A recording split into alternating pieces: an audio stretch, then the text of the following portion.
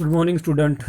Last two some video में हमने देखा कि semi conservative replication of DNA कैसे होता है। आई होप सो कि आपको रिप्लिकेशन ऑफ डीएनए समझ में आया होगा, क्योंकि आपने रिप्लाई नहीं दी इसका मतलब आपको समझ में आ गया है। Now experimentally how can prove the semi conservative replication of DNA. Experimentally ये प्रूव किया गया और प्रूव करने के लिए सम एक्सपेरिमेंट वाज डन। जैसे हमने देख चुके हैं semi conservative replication of DNA is a newly form molecule, one strand is old and other newly form is newly made, means the old strand is not changed but new strand is synthesized in the nucleoplasm. That's why it is known as the semi conservative replication of DNA. Now this experiment is proved by the Matthew Michelson and Franklin Stahl in 1958 by using equilibrium density gradient centrifuge techniques. Equilibrium density gradient centrifuge techniques के द्वारा Stahl ने और Meselson ने ये prove कर दिया कि semi conservative replication of DNA जो क्रिक ने बताया था वो 100% वर्क करता है। तो इन्होंने एक्सपेरिमेंट कैसा किया, हम जो जानते हैं कि जो नाइट्रोजन है, जो नाइट्रोजन बेस होते हैं, उनका इस्तेमाल करके उन्होंने ये प्रूव कर दिया। उन्होंने क्या किया कि एक इकोलाई बैक्टीरिया की कॉलोनी कल्चर की, वो culture medium containing the normal nitrogen और light nitrogen and obtain equilibrium density band by using caesium chloride dichloride and position of this band is recorded. उन्होंने नॉर्मल मीडियम में जिसमें nitrogen है, normal nitrogen है, उसमें E coli bacteria का culture किया और उन्होंने उनके डीएनए का इक्विलिब्रियम डेंसिटी ग्रेडियंट के अंदर में इक्विलिब्रियम डेंसिटी ग्रेडियंट के मदद से बाय यूजिंग सीजियम क्लोराइड उन्होंने बैंड, जैसे हमने देखते हैं कि उनको कट करने के बाद में बैंड टुकड़े मिलते हैं, तो उन्होंने उनके बैंड को आइडेंटिफाई कर लिया या सेगमेंट्स को उन्होंने रिकॉर्ड कर लिया। अब क्या किया उन्होंने कि ये क्या कौन सा था मीडियम, इकोलाई बैक्टीरिया का नॉर्मल मीडियम में था, है ना, जिसमें नाइट्रोजन कैसे थे, नॉर्मल ऑल लाइट नाइट्रोजन था, मतलब नॉर्मल नाइट्रोजन था।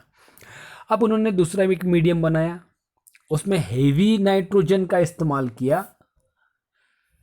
E coli was then transfer to the heavy nitrogen isotope nitrogen. दूसरे मीडियम में उन्होंने हेवी नाइट्रोजन का इस्तेमाल करके उस इकोलाई बैक्टीरिया को कल्चर किया। अब ये जानते हैं कि बैक्टीरिया बढ़ते हैं, तो बैक्टीरिया बढ़ेगा मतलब उसकी कॉपी बनेगी, रिप्लिकेशन होगा। रिप्लिकेशन सेवरल जनरेशन उन्होंने होने दिया और उन्होंने वही इक्विलिब्रियम डेंसिटी ग्रेडियंट के हिसाब से उन्होंने उनको सीजियम क्लोराइड के थ्रू से उन्होंने चेकआउट किया। चेक करने के बाद उन्होंने देखा कि जो बैंड मिले थे, जो इन्होंने नॉर्मल में बैंड देखे थे, बैंड पोजीशन को आइडेंटिफाई किए थे, उन्हीं बैंड को उन्होंने फिर से ऑब्जर्व करने का काम किया और रिकॉर्ड कर लिया। Then he was found that the heavy nitrogen molecule can be centrifuged from the normal DNA by centrifuge techniques with the cesium chloride density gradient। और उन्होंने देखा कि value of this cesium chloride and heavy nitrogen is almost same, दोनों का normal का और heavy nitrogen का gradient almost सबका था, सेम था। Therefore at the equilibrium point heavy nitrogen DNA will be form band in this both strand, which both strand the normal nitrogen and heavy nitrogen DNA band is labelled with the this things. आप diagram में देख सकते हैं, है ना, कि heavy nitrogen का band है, हेवी नाइट्रोजन 15N, उनको कल्चर किया काहे में, नॉर्मल में। ये तो थर्ड वाली स्टेप हो गई, है ना।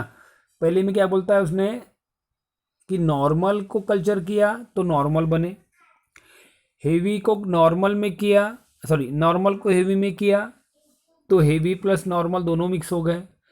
और उन्होंने एक एट द एंड देखा तो उन्होंने देखा कि जब ऐसे कल्चर किया गया तो नॉर्मल वाले बैंड भी मिलते हैं, मिक्स वाले भी मिलते हैं और नॉर्मल वाले भी मिलते हैं। तो इन्होंने ये इस तरह से उनको प्रूव करने की कोशिश किया। आगे बढ़ते हैं, हम देखते हैं कि सच कैसे, ये सच E coli with where be transformed to the normal another medium containing the normal nitrogen. Then after first generation density gradient of normal and heavy nitrogen was obtained. जब उन्होंने कैसे किया, पहले समझने के लिए ग्रीन, ठीक है, ओके। ग्रीन मतलब नॉर्मल नाइट्रोजन को डाले हैवी नाइट्रोजन के मीडियम में, तो उन्होंने ऑब्टेन कर लिया। फिर हेवी आइसोटोप को डीएनए को डाले नॉर्मल मीडियम में, तो उन्होंने वो भी ऑक्यूपाई कर लिया और इस तरह से एक साथ में हेवी प्लस मिक्स दोनों मिल गए। After this generation he was found that after second generation two density gradient band with obtain, one with the normal and other with the heavy, normal plus heavy, जैसे ये लाल और हरे वाले normal in heavy position and other is the normal nitrogen content. The position of band after the two generation clearly prove that the semi-conservative replication in which the original strand and newly strand are different means the original template will not change but new strand will be form. मतलब जो normal रहेगा उसमें कोई change नहीं होगा, लेकिन नया strand जो बनेगा वो सिंथेसाइज हो सकता है। मतलब यहाँ पर ओरिजिनल स्टैंड का कभी डिस्ट्रक्शन या चेंज नहीं होगा, लेकिन उससे टेम्पलेट पे बनने वाला लीडिंग और lagging are new but not mixed. वो दोनों मिक्स नहीं होते, दोनों इंडिपेंडेंट अलग अलग रहते हैं और उनमें कोई भी बदलाव नहीं आता, इसलिए उसको semi conservative replication of DNA, मतलब ओल्ड स्टैंड चेंज नहीं होगा लेकिन नया स्टैंड ओल्ड का कॉपी बन जाती है। This all about the prove the semi conservative replication of DNA by Stahl and Meselson. ये क्रिक का एक्सपेरिमेंट था। आई होप सो कि आपको समझ में आ गया होगा। Thank you.